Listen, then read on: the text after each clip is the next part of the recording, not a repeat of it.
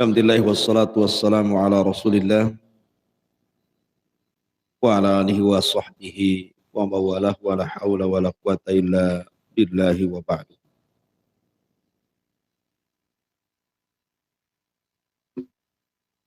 Baik, kita lanjutkan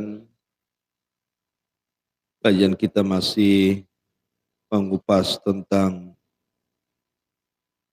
Siratul Mustafa alaihi salatu wassalam, sirah manusia terbaik Rasul kita Muhammad sallallahu alaihi wa ala alihi wasallam.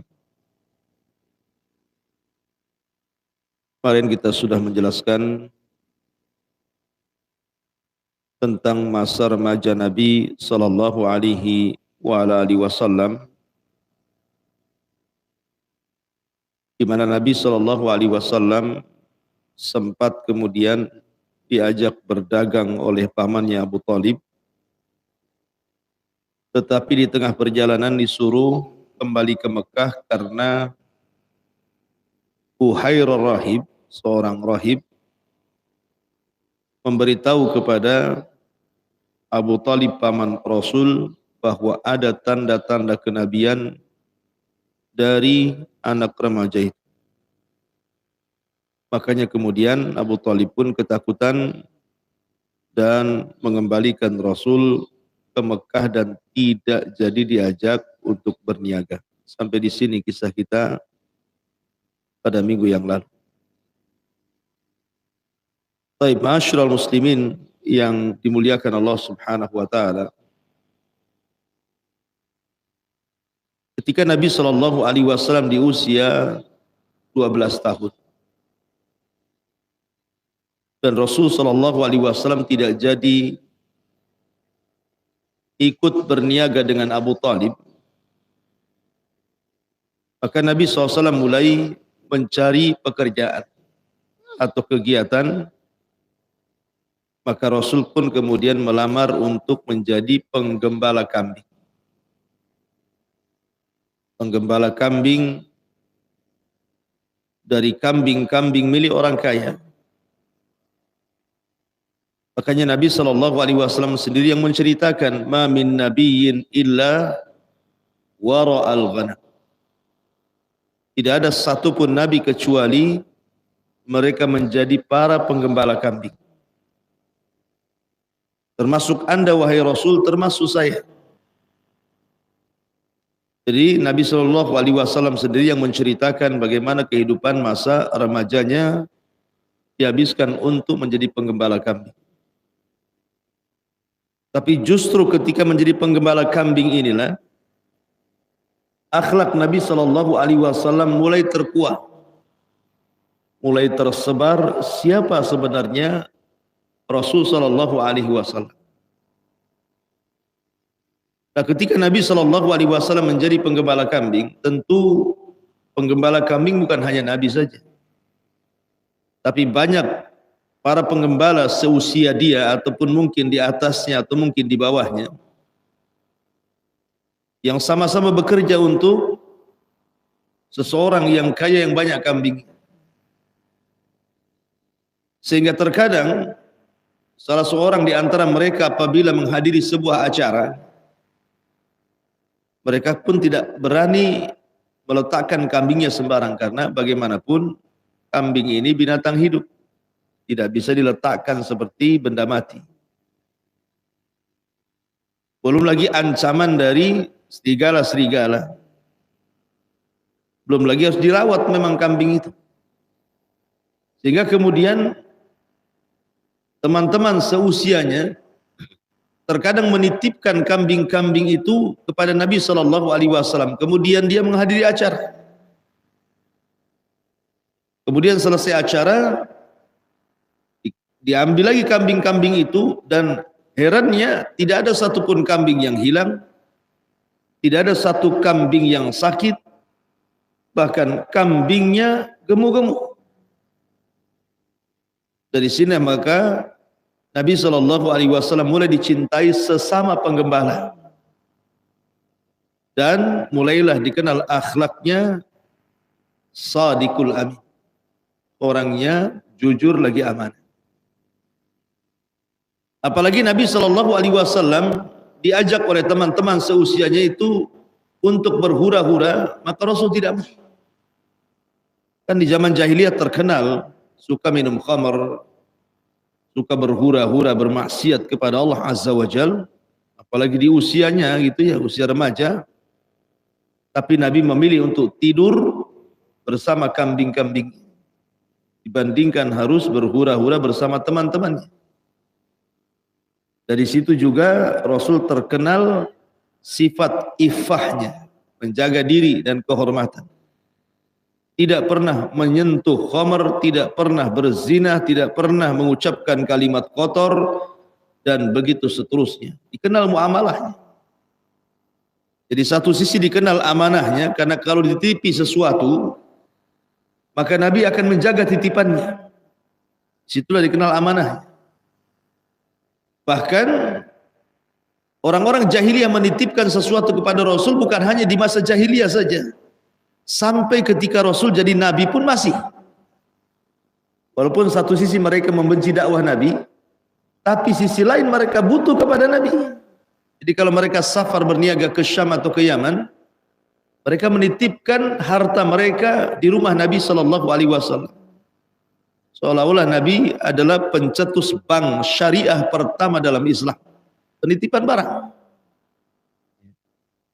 Makanya kenapa Nabi ketika hijrah ke Madinah, beliau meminta Ali radhiyallahu anhu untuk menggantikan posisinya, tinggal di rumahnya. Salah satu alasannya adalah karena ada barang-barang orang-orang jahiliyah yang belum tersampaikan kepada pemiliknya dan sedang safar. Sehingga Rasul mengamanahkan kepada Ali untuk mengembalikan barang-barang itu. Kalau mereka datang, baru engkau menyusul hijrah. Itu salah satu alasan kenapa Rasul meletakkan Ali di rumahnya. Karena ada barang-barang yang belum sampai ke pemiliknya. Dan Rasul meminta kepada Ali untuk menyampaikannya. Walaupun taruhannya nyawa masalahnya. Tapi yang jelas bahwa begitulah kehidupan Rasul di masa remaja, dihabiskan untuk menggembala kambing. Dan justru dari situlah Allah mempersiapkan Rasul untuk menjadi Nabi dan juga Rasul. Ma'asyiral muslimin yang dimuliakan Allah Subhanahu wa ta'ala. Setelah usia Nabi SAW menginjak sekitar kurang lebih 20 tahun, maka ada seorang wanita yang dikenal dengan Afifah, wanita yang jaga kehormatannya, yang bernama Khadijah bintu Khuwailid. Ingat, Khadijah tidak seperti wanita-wanita Quraisy. Dia tidak pernah menyembah berhala. Karena di zaman jahiliyah, sedikit saya mengupas zaman jahiliyah.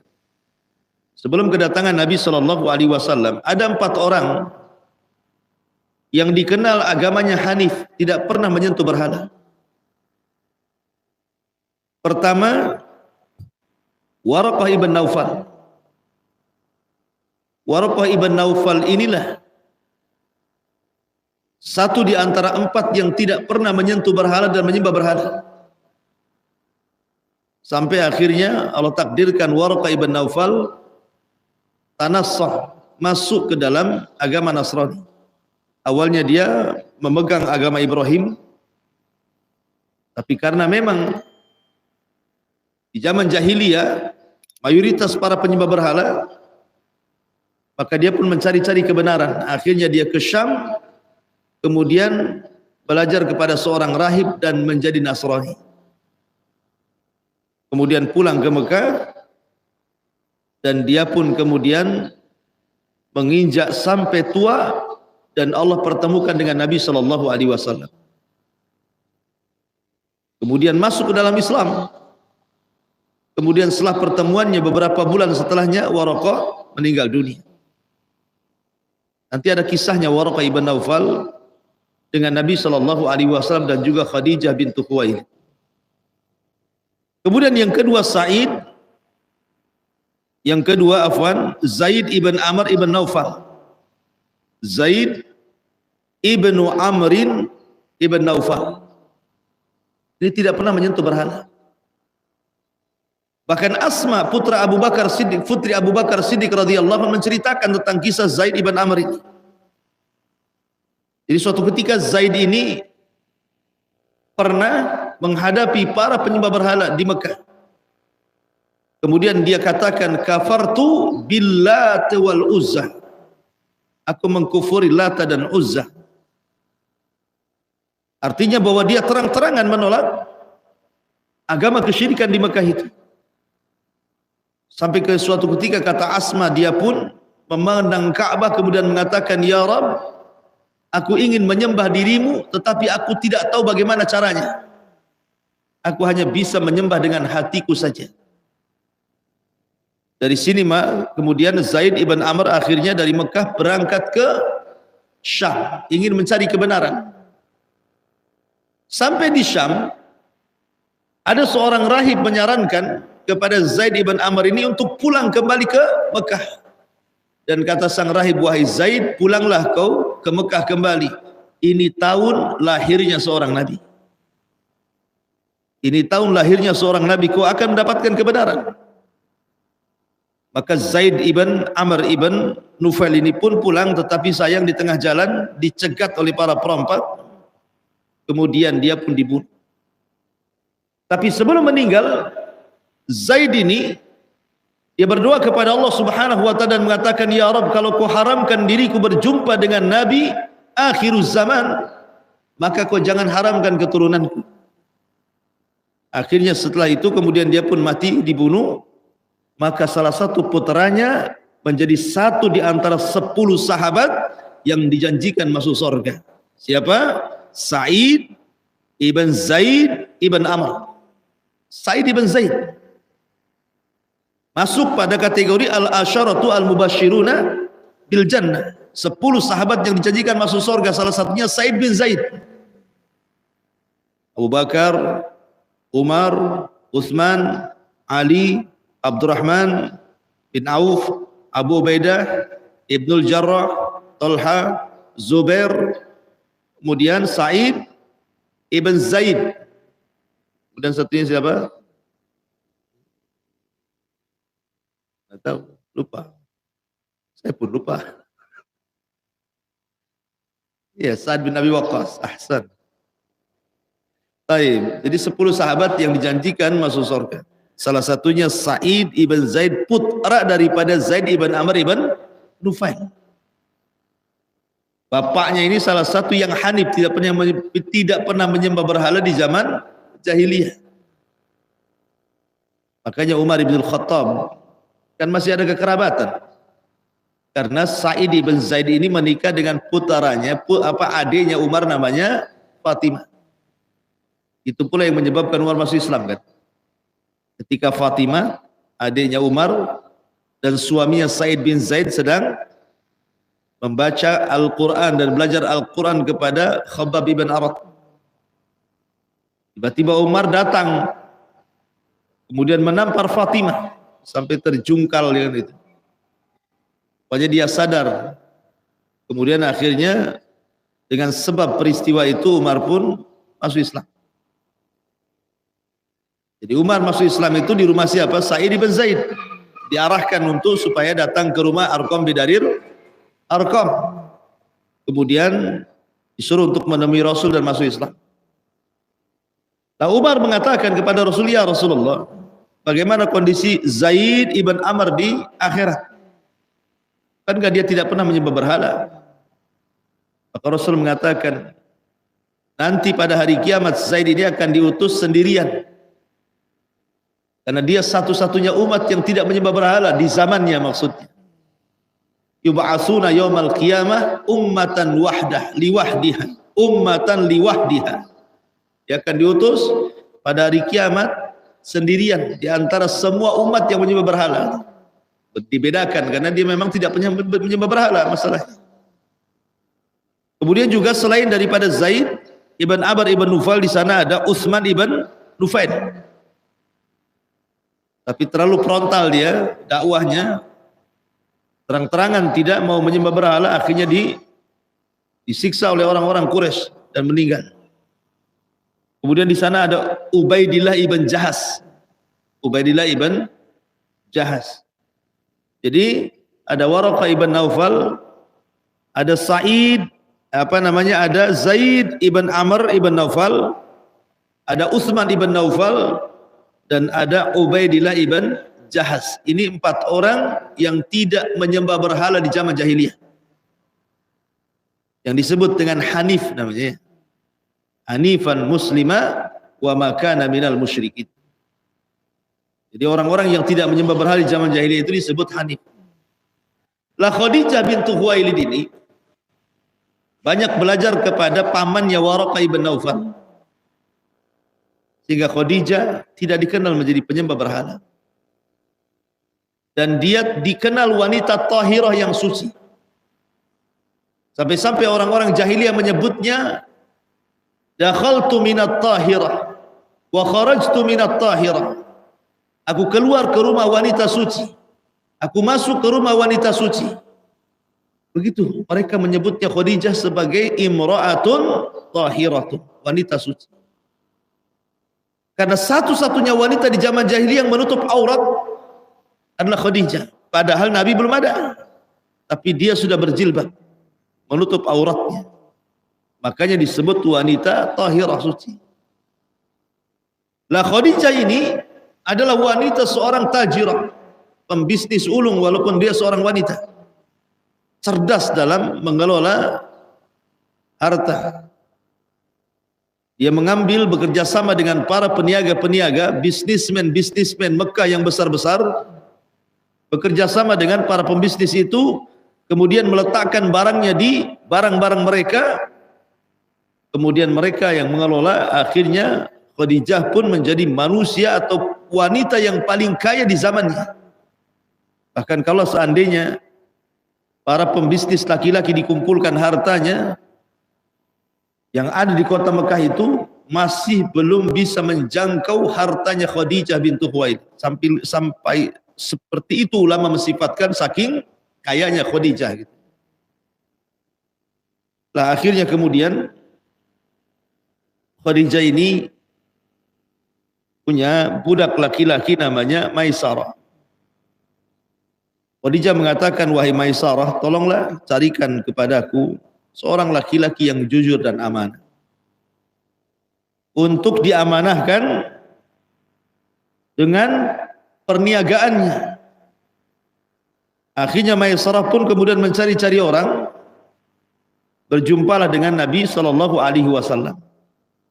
Kemudian ditawarkan tentang kerjasama. Mau enggak engkau menjadi pekerja Khadijah, memutarkan modal Khadijah, berniaga ke Syam ataupun ke Yaman, kemudian pun bicara 4 mata. Akhirnya Rasul deal dan menjadi pekerja Khadijah dengan sistem mudharabah. Sistem mudharabah itu artinya Khadijah yang memberikan modal, Rasul yang memainkan modalnya. Namanya mudharabah. Maka mulailah kemudian Nabi SAW berniaga kepada Khadijah, dan Khadijah ketika itu mempercayakan kepada Maisarah agar Maisarah mengawasi Nabi SAW, karena dagangan yang dibawa dia cukup banyak, sehingga kalau mengalami kerugian akan rugi besar, tapi kalau mengalami keuntungan akan untung banyak. Maka Rasul pun kemudian mulailah membawa dagangannya menuju Syam dengan kafilah-kafilah dagang Quraisy yang lain.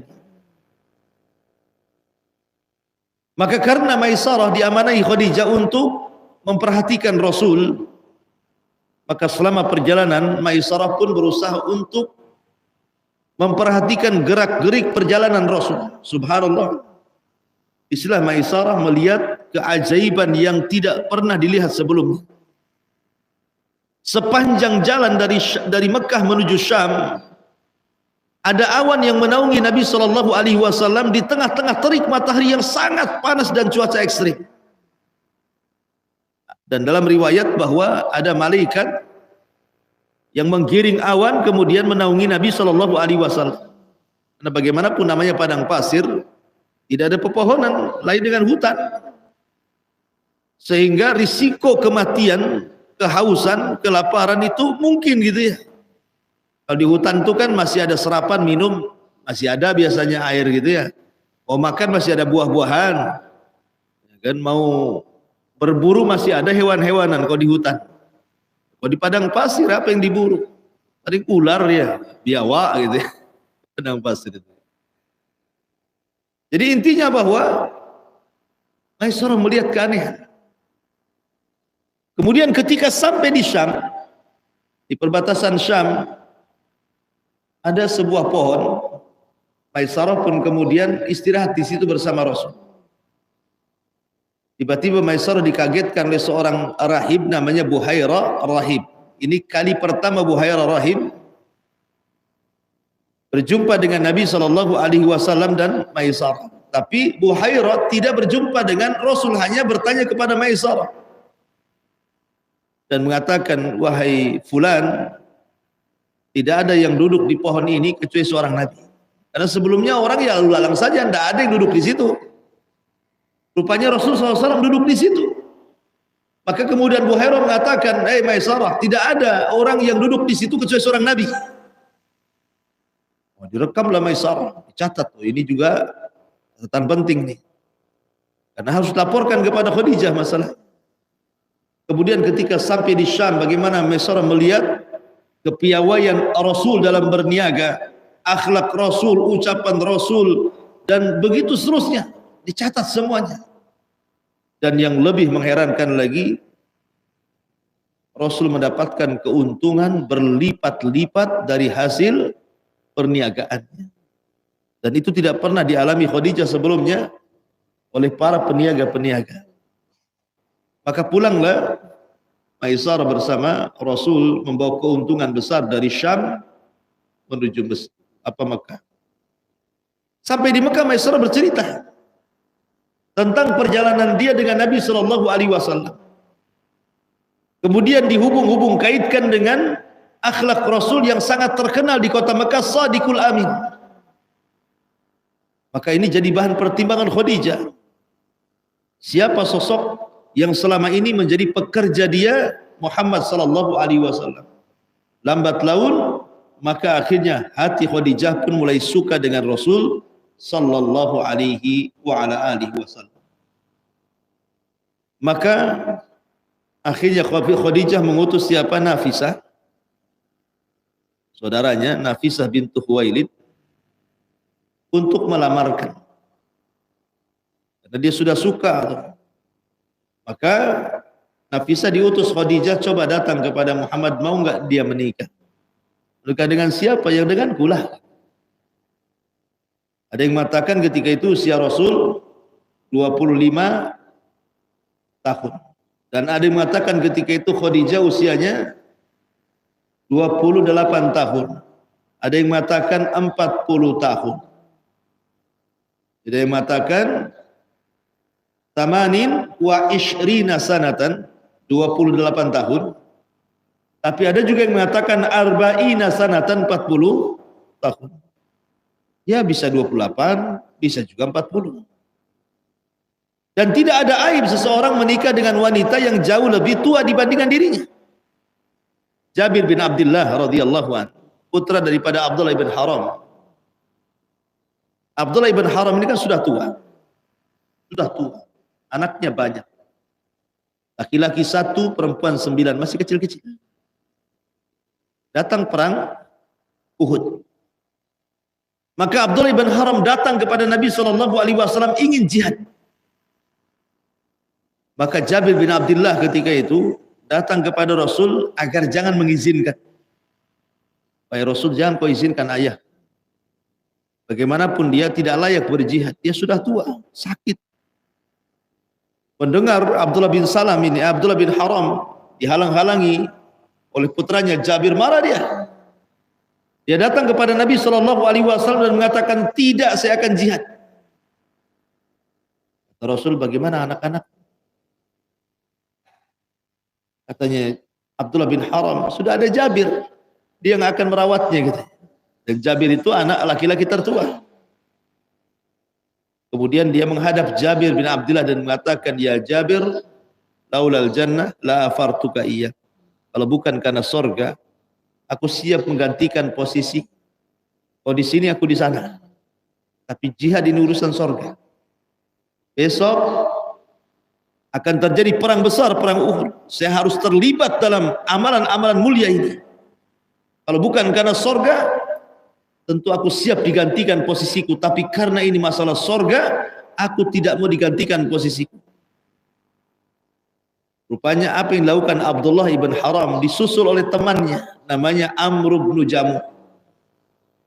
Amr ibn Jamuh lebih parah lagi, pincang dia. Tapi karena dia berteman semasa remaja, semasa jahiliyah, semasa Islam, ketika mendengar kawannya ikut jihad, ingin jihad juga. Akhirnya dua-duanya diterima. Itu tentara paling tua dari semua tentara, Abdullah ibn Haram dan Amr ibn Jamuh.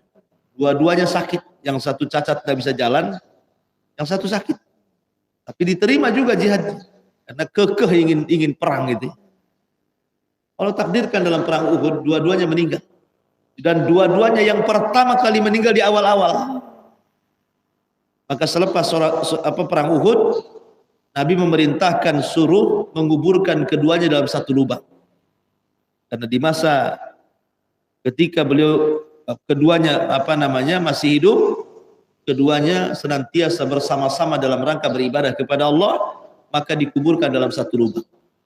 Abdullah ibn Haram dan Amr ibn Jamuh. Yang ingin saya ceritakan anaknya Abdullah ibn Haram, namanya Jabir. Ketika meninggal ayahnya, tentu yang jadi posisi ayah bagi anak-anaknya Abdullah bin Haram adalah Jabir bin Abdullah, selaku anak laki-laki terbesar masalahnya. Semua perempuan, semua kecil-kecil. Disinilah kemudian Abdullah bin Haram pun menikah dengan seorang janda. Akhirnya kemudian setelah menikah dengan seorang janda, kemudian dia datang kepada Rasul. Rasul melihat, namanya habis nikah kan nampak kan. Habis nikah dengan yang belum menikah, yang sudah lama nikah, mukanya pun nampak. Nah, ini jomblo. Ini baru nikah nih, senyum juga kan. Ini kayak mau nikah lagi kayaknya. Nampak ya. Jadi Rasul bertanya, ya Jabir, nampaknya kau sedang bahagia. Kata Jabir, benar wahai Rasul, aku baru menikah. Dengan perawan atau janda? Kata Jabir, dengan janda wahai Rasul. Kenapa kau tidak menikah dengan perawan supaya engkau bisa bermesraan lagi lebih dibandingkan dengan seorang janda? Kata Jabir, tidak wahai Rasul. Aku mencari seorang janda bukan hanya dijadikan hanya untuk istriku saja, tapi untuk ibu dari adik-adik. Jadi Jabir mengambil janda itu karena dia melihat maslahat. Adik-adiknya banyak, masih kecil-kecil. Makanya dia menikah dengan seorang janda. Makanya dia mengatakan, aku bukan hanya mencari seorang istri, tapi juga mencarikan ibu bagi adik-adikku. Itulah jawaban Jabir bin Abdullah.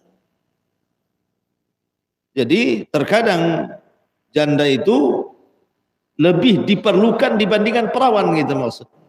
Karena janda lebih berpengalaman gitu, dibandingkan seorang gadis. Walaupun menawan, tapi kurang pengalaman. Ini bahasanya ya.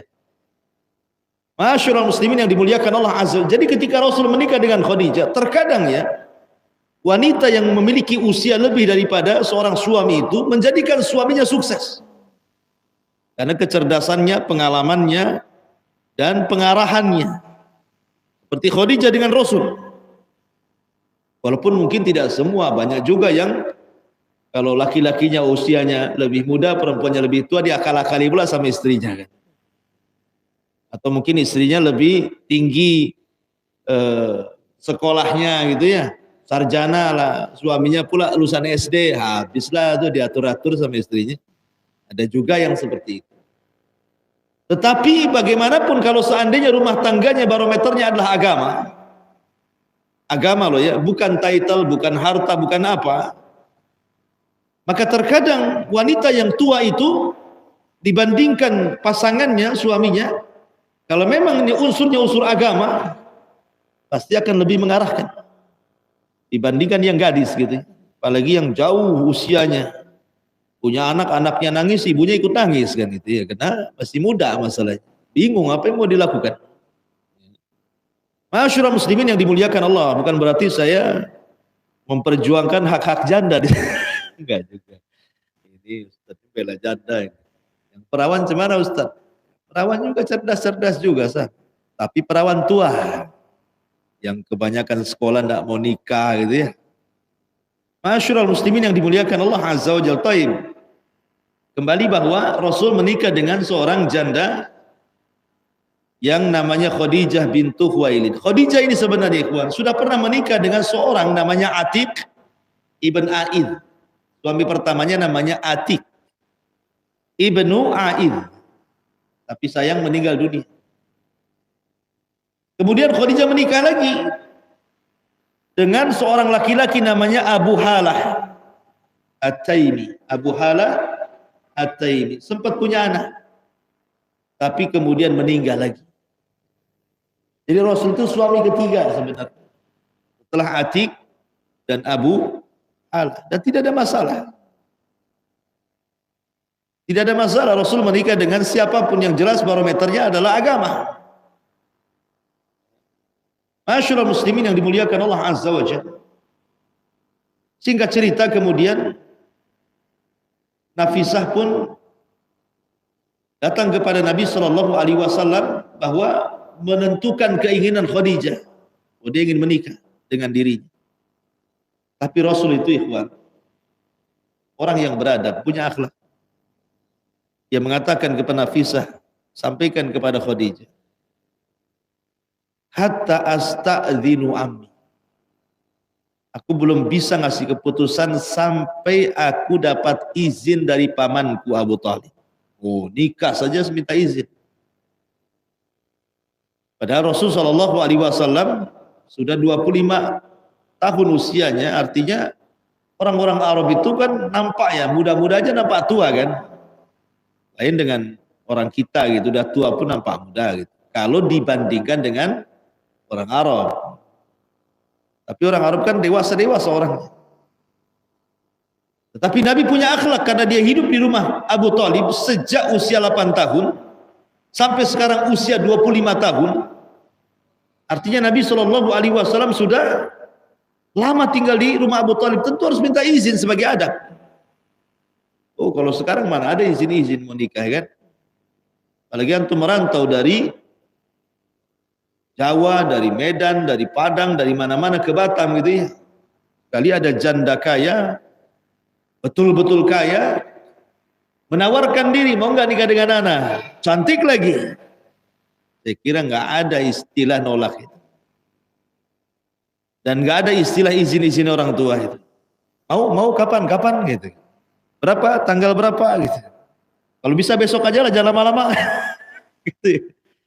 Karena sudah tahu udah cantik, kaya gitu kan, akhlaknya bagus, kurang apa lagi coba Khadijah. Makanya selama Rasul menikah dengan Khadijah, Rasul tidak pernah poligami. Kenapa? Karena semua sifat wanita ada di Khadijah. Biasanya orang yang poligami itu karena merasa ada kekurangan pada istrinya kan. Mungkin kurang pelayanannya, mungkin kurang cantiknya, mungkin kurang ininya, kurang itunya, kurang macam-macamnya. Akhirnya pengen nikah lagi. Tapi kalau seandainya seperti Khadijah yang komplit lengkap semuanya, melebihi 4 atau mungkin 10 daripada wanita atau mungkin lebih, semua ada akhlak pada Khadijah, apa yang dihajatkan Rasul menikah lagi?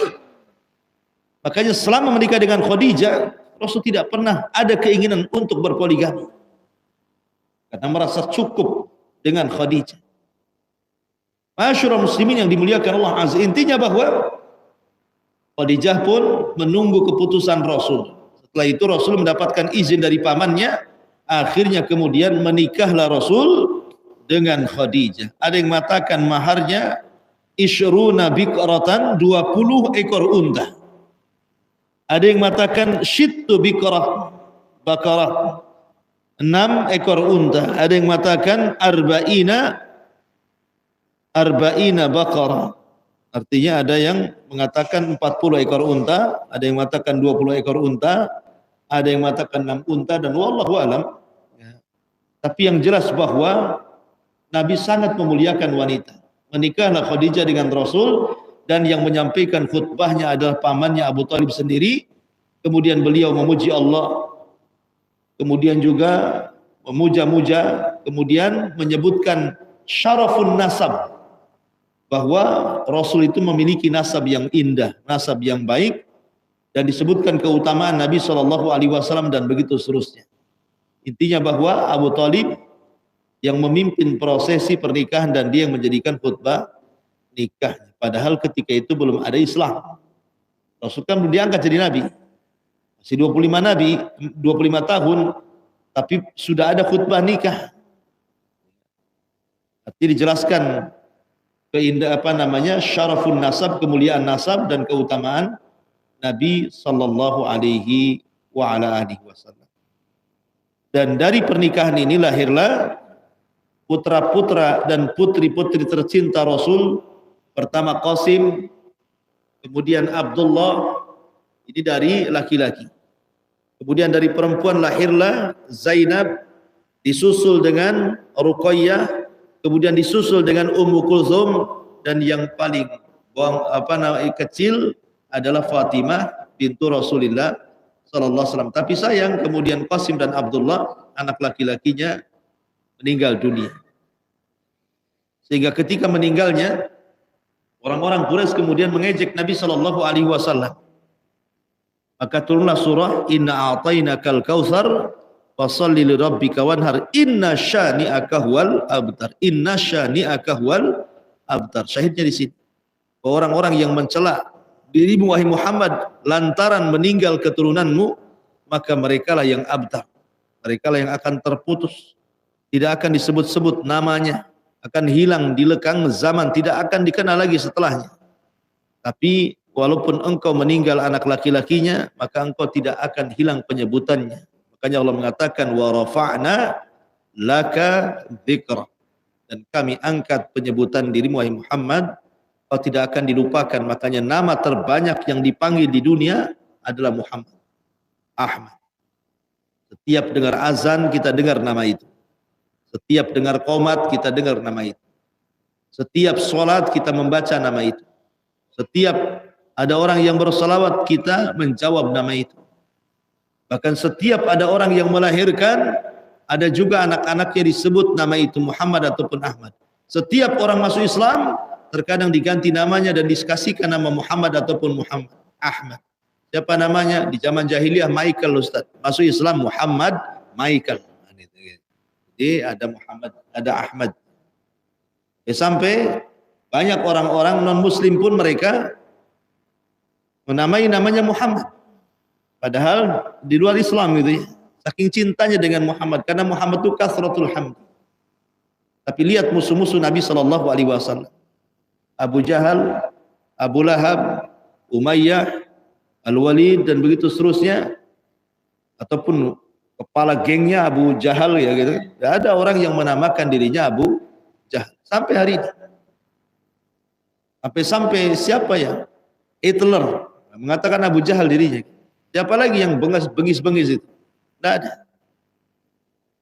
Hatta perampok sendiri nggak mau dibilang Abu Jahal. Ya, karena nama itu nama sial mungkin. Sampai orang kafir sendiri loh, para penyembah berhala, nggak ada yang menamai anaknya Abu Jahal. Siapa anaknya? Abu Jahal, nggak ada. Abu Jahal cuma satu di zaman Rasul saja. Dan itulah Fir'aunnya umat ini sampai kiamat. Artinya bahwa nasabnya terputus, tidak disebut kecuali untuk perkara keburukan. Ya. Tapi Nabi SAW dipuja dan namanya disebut-sebut di seantero dunia. Mau baratnya, mau timurnya, mau selatannya, mau utara, nama Rasul sangat harum, disebut-sebut di semua arah.